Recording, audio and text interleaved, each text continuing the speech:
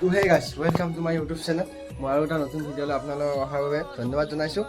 তো গাইজ এইটো ভিডিঅ' মানে মোৰ যিটো ভিডিঅ' বনাইছোঁ এইটো শায়েৰীৰ ওপৰত হ'ব আৰু অসমীয়া শায়েৰী।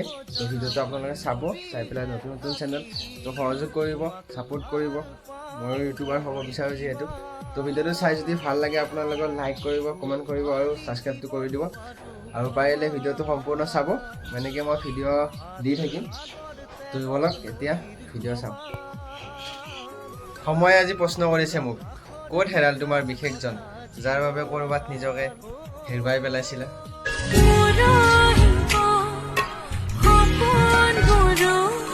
নিজকে ক'ৰবাত হেৰুৱাই পেলালোঁ, কাৰোবাক নিজৰ কৰিবলৈ গৈ। না তেওঁক নিজৰ কৰিব পাৰিলোঁ, না এতিয়া আগৰ দৰে থাকিব পাৰিছোঁ।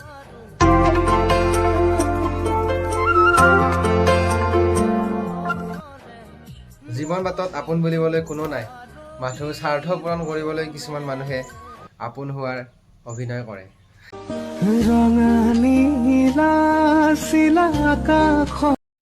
তাইক পৃথিৱীৰ সকলো সুখ দিয়ক ভগৱান, যাক মই কান্দি কান্দি বিচাৰিও নিজৰ কৰিব নোৱাৰিলোঁ।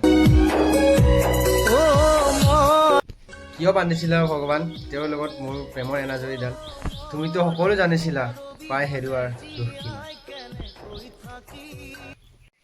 হে মহাদেৱ, আগুৱাই যাবলৈ সাহস দিয়ক, কিয়নো যাৰ লগত জীৱনত আগুৱাই যোৱাৰ কথা আছিল তেওঁৱে পথ সলনি কৰি ল'লে।